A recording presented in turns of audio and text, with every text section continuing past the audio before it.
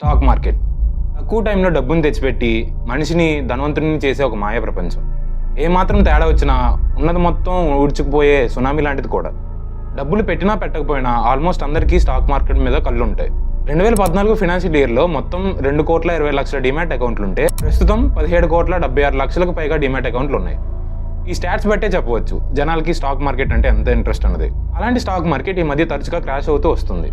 అయితే stock market గురించి తెలియని వాళ్ళ కోసం స్టాక్ మార్కెట్ అంటే ఏంటి, అసలు ఇండియాలో స్టాక్ మార్కెట్ ఎలా మొదలైంది, ఈసారి ఇండియన్ బడ్జెట్ స్టాక్ మార్కెట్ మీద ఎలాంటి ఎఫెక్ట్ చూపించింది అన్న విషయాల గురించి ఈ వీడియోలో చెప్పబోతున్నాను. So without any delay let's dive into the video. ఈ వీడియో రిలీజ్ అయ్యేపటికి ఆల్మోస్ట్ అందరికీ బడ్జెట్ గురించి ఉన్న విషయాలు తెలిసే ఉంటాయి. అందుకే రొటీన్గా కాకుండా కొంచెం డిఫరెంట్గా బడ్జెట్ టైంలో స్టాక్ మార్కెట్ ఎలా ఉంది అని అనాలిసిస్ చేసి ఆ తర్వాత ప్రెసెంట్ ఇండియన్ స్టాక్ మార్కెట్ ఎలా ఉందన్న విషయాలు కూడా తెలుసుకుందాం. దానికంటే ముందు అసలు స్టాక్ మార్కెట్ అంటే ఏంటి. ఫర్ సపోజ్ మీ దగ్గర 10 లక్షల రూపాయలు ఉన్నాయి అనుకోండి. ప్రెసెంట్ మీకు ఆ డబ్బుతో ఏ అవసరం లేదు. సో మీరేం చేస్తారు, ఫ్యూచర్లో ఆ మనీ అవసరం అవుతాయని ఆ మనీని దాచుకుంటారు. రెగ్యులర్గా మనం డబ్బును దాచుకోవడానికి చేసేది తెలిసిన వాళ్ళకి వడ్డీ ఇవ్వడం లేదా బ్యాంక్లో ఫిక్స్డ్ డిపాజిట్ చేయడం లాంటివి చేస్తూ ఉంటాం. ఫర్ సపోజ్ మీరు మీ డబ్బుని వడ్డీకి ఇచ్చారనుకోండి. అలా వడ్డీకి ఇచ్చిన డబ్బులకి సెక్యూరిటీగా ఏదైనా తాకట్టు పెట్టడం కానీ నోట్ రాయించుకోవడం కానీ చేస్తాం. ఇన్ కేస్ మీ దగ్గర డబ్బులు తీసుకున్న వాళ్ళు ఆ డబ్బుని ఎగ్గొడితే వాటిని రికవర్ చేసుకోవడానికి తాకట్టు పెట్టినవి కానీ లేదా లీగల్ డాక్యుమెంట్స్ కానీ ఉంటుంది కాబట్టి దానివల్ల మీ డబ్బులు తిరిగి వస్తాయని మీకు కొంచెం హామీ ఉంటుంది. మీరు మనీ మార్కెట్లోకి రావాలి అనుకుంటున్నారు, మీ డబ్బులకి హామీ ఉండాలి. మనీ మార్కెట్లో మీ డబ్బులకి హామీ ఇచ్చేవే సెక్యూరిటీస్ అంటారు. హర్షద్ మెహతా స్కామ్ గురించి కానీ లేదా లక్కీ భాస్కర్ మూవీ చూసిన వాళ్ళకి బిఆర్ బ్యాంక్ రిసిప్ట్ అనే పదం వినే ఉంటారు. బిఆర్ అంటే ఏ అనే బ్యాంక్ ఉందనుకోండి. ఏ అనే బ్యాంక్ అప్పు ఇవ్వడానికి రెడీగా ఉంది. బి అనే బ్యాంక్కి ప్రెజెంట్ మనీ సర్క్యులేషన్కి కొంత డబ్బులు అవసరం. ఇప్పుడు బి అనే బ్యాంక్ ఏ అనే బ్యాంక్ దగ్గర అప్పు తీసుకుంది అనుకోండి.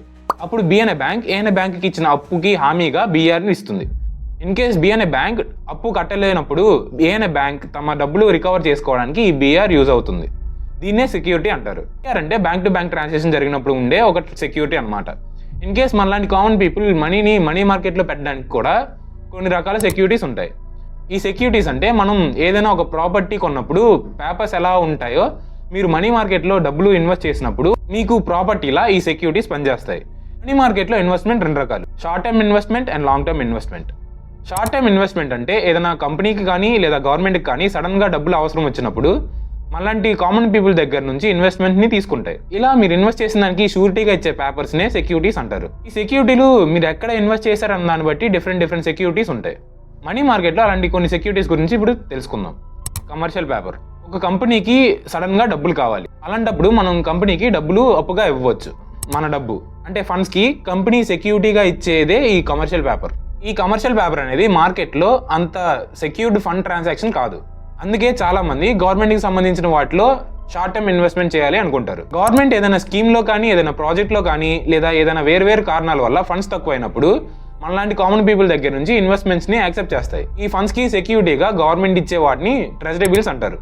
ఈ సెక్యూరిటీల వల్ల మీకు వడ్డీ రాదు, కానీ గవర్నమెంట్ ఇన్వాల్వ్ అయి ఉంటుంది కాబట్టి మీ డబ్బులకి షూరిటీ ఉంటుంది. అందుకే ట్రెజరీ బిల్స్ సెక్యూర్ అని మార్కెట్లో పండితులు ఎక్కువగా నమ్ముతూ ఉంటారు. ఇలా మనీ మార్కెట్ గురించి చాలా విషయాలు తెలుసుకోవడానికి స్కామ్స్ ఇన్ ఇండియా అనే సిరీస్ ఆఫ్ వీడియోస్ని ప్లాన్ చేశాను. ఒక్కొక్క స్కామ్ ఒక్కొక్క సిచ్యువేషన్ వచ్చినప్పుడు మీతో పాటు నేను కూడా తెలుసుకొని ఇంకా డీప్గా చెప్పడానికి ట్రై చేస్తాను. ఈలోగా మీరు మన ఛానల్ని సబ్స్క్రైబ్ చేసుకొని కింద ఉన్న బెల్ ఐకాన్ని క్లిక్ చేసుకొని ఉంచండి. ఇంకా స్టాక్ మార్కెట్ గురించి పూర్తి వివరాల్లోకి వెళ్తే ఒక కంపెనీ దగ్గర 1000 షేర్లు ఉన్నాయనుకోండి. ఈ షేర్ అంటే ఏదైనా ఒక కంపెనీలో మీరు ఇన్వెస్ట్ చేసినప్పుడు మీ ఫండ్కి సెక్యూరిటీలా ఈ షేర్ అనమాట. ఇలా ఒకే కంపెనీకి సంబంధించిన సెక్యూరిటీస్ ఉంటే వాటిని షేర్స్ అంటారు. అదే ఒకటి కన్నా ఎక్కువ కంపెనీల షేర్స్ ఉంటే వాటిని స్టాక్స్ అంటారు. సో స్టాక్ మార్కెట్లో మీరు షేర్స్ కొంటున్నారు లేదా అమ్ముతున్నారు అంటే సెక్యూరిటీస్ని కొనడం లేదా అమ్మడం చేస్తున్నారని అర్థం. కొనడం అమ్మడాన్ని ఎక్స్చేంజ్ అంటారు. స్టాక్ మార్కెట్లో వీటి పర్యవేక్షణ SEBI, securities and exchange board of India చూసుకుంటుంది. అయితే ఇండియాలో అసలు స్టాక్ మార్కెట్ ఎలా మొదలైంది? 1830s టైంలో ముంబైలో బ్యాంకుల సెక్యూరిటీస్ని స్టాక్ రూపంలో ఎక్స్చేంజ్ చేసుకోవడంతో ఇండియాలో స్టాక్ మార్కెట్ మొదలైంది. మొదట్లో బ్యాంక్ సెక్యూరిటీస్తో పాటు కాటన్ బేల్స్ని కూడా స్టాక్స్ రూపంలో ఎక్స్చేంజ్ చేసుకునేవాళ్ళు. అలా 1850s టైం వచ్చేపాటికి ముంబైలోని హార్నిమ్యాన్ సర్కిల్ అనే ప్లేస్లో బ్రోకర్స్ అందరూ కలిసి అఫీషియల్గా స్టాక్ ఎక్స్చేంజ్ని స్టార్ట్ చేశారు. ఆ తర్వాత 1874లో ఇంకా ఎక్కువ మంది స్టాక్ బ్రోకర్స్ వచ్చి చేరడంతో ముంబైలో దలాల్ స్ట్రీట్ పుట్టింది. దలాల్ స్ట్రీట్ పుట్టిన వితిన్ 1 ఇయర్లోనే బ్రోకర్స్ అందరూ కలిసి the native state and stock brokers అసోసియేషన్ని స్టార్ట్ చేశారు. దీన్నే ఇప్పుడు మనం BSE అంటున్నాం.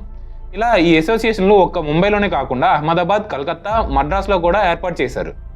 కానీ ముంబైలోని దలా స్ట్రీట్ వాటన్నిటిని డామినేట్ చేసి ఇండియాలోని లీడింగ్ కామర్స్ హబ్గా ఎదిగింది. ఇండియాకి ఇండిపెండెన్స్ వచ్చాక ఇండియాలో కంపెనీలు సెక్యూరిటీస్ని లీగల్ వేలో ఎక్స్చేంజ్ చేసుకోవచ్చు అని కొన్ని రూల్స్ అండ్ రెగ్యులేషన్స్తో the securities contract regulation act 1956 bill పార్లమెంట్లో పాస్ అయింది.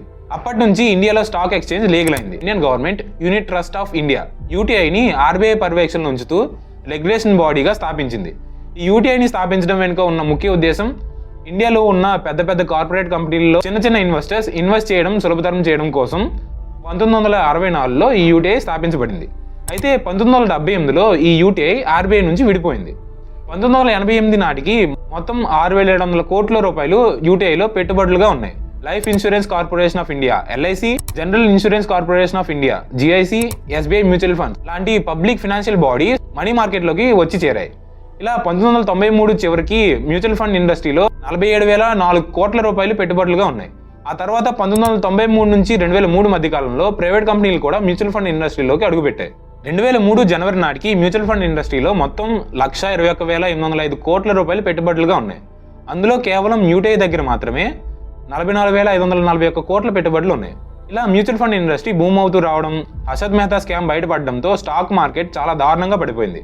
హర్షద్ మెహతా స్కామ్ తర్వాత స్టాక్ మార్కెట్తో పాటు మనీ మార్కెట్లో కూడా చాలా చేంజెస్ వచ్చాయి. దాని గురించి full details Harshad Mehta scam గురించి మాట్లాడుకున్నప్పుడు డీటెయిల్గా చెప్పుకుందాం.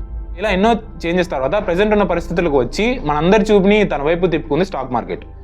అయితే అసలు బడ్జెట్కి స్టాక్ మార్కెట్కి ఉన్న సంబంధం ఏంటో చూద్దాం. రీసెంట్గా ఇండియన్ సెంట్రల్ గవర్నమెంట్ ప్రవేశపెట్టిన బడ్జెట్ ఇన్ఫ్రాస్ట్రక్చర్ ఇన్వెస్ట్మెంట్, మ్యానుఫ్యాక్చరింగ్, వ్యవసాయం, టూరిజం లాంటి కీలక రంగాల్లో ఎక్కువ మద్దతు ఇస్తూ ఇన్కమ్ ట్యాక్స్లో మిడిల్ క్లాస్ పీపుల్కి ఎక్కువ వెసులుబాటు కల్పించింది. కానీ స్టాక్ మార్కెట్ బడ్జెట్ రోజు అంత గ్రోత్ ఏమీ చూడలేకపోయింది. అయితే లాస్ట్ 12 yearsలో బడ్జెట్ టైంలో స్టాక్ మార్కెట్ ఎలా ఉందో ఇప్పుడు చూద్దాం. 2013లో ఆర్థిక మంత్రి పి చిదంబరం నేతృత్వంలో యూపీఏ ప్రభుత్వం 28 ఫిబ్రవరిన బడ్జెట్ని ప్రవేశపెట్టింది. సంవత్సరానికి ₹1,00,00,000 కంటే ఎక్కువ సంపాదిస్తున్న వారిపై మరియు కంపెనీలపై 10% సర్చార్జ్ ఉంటుందని అనౌన్స్ చేశారు. దాంతో స్టాక్ మార్కెట్ సెన్సెక్స్ 291 పాయింట్లు డ్రాప్ అయ్యి 1.52% లాస్ని చూసింది. 2014లో ఎన్నికల కారణంగా బడ్జెట్ 2 సార్లు ప్రవేశపెట్టారు. మన్మోహన్ సింగ్ ప్రభుత్వంలోని ఆర్థిక మంత్రి పి చిదంబరం ఫిబ్రవరి 17న బడ్జెట్ని సమర్పించారు. దీనికి మార్కెట్ పాజిటివ్గా రెస్పాండ్ అయింది. బీఎస్ఈ సెన్సెక్స్ 97 పాయింట్లు పెరిగింది. తర్వాత కొత్తగా ఎన్నికైన ప్రభుత్వానికి చెందిన ఆర్థిక మంత్రి అరుణ్ జైట్లీ జూలై 10వ తారీఖున బడ్జెట్ను సమర్పించారు. రక్షణ మరియు బీమా రంగాల్లో ఎఫ్డీఐ పరిమితిని 26% నుంచి 49%కి పెంచింది. దాంతో మార్కెట్ 0.28% పడిపోయింది. ఆ తర్వాత 2015లో ఫిబ్రవరి 28న ఆర్థిక మంత్రి అరుణ్ జైట్లీ 2015-2016లో 3.9% ద్రవ్య లోటును లక్ష్యంగా చేసుకుని ఆర్థిక క్రమశిక్షణ కొనసాగిస్తూ పెట్టుబడులను పెంచే లక్ష్యంతో బడ్జెట్ను సమర్పించారు. కార్పొరేట్ పన్ను 25%కి తగ్గించడం, జీఏఆర్ని వాయిదా వేయడం మరియు గ్రామీణ ఆదాయాన్ని పెంచే ప్రయత్నాలు వంటి కీలక చర్యలు తీసుకున్నారు.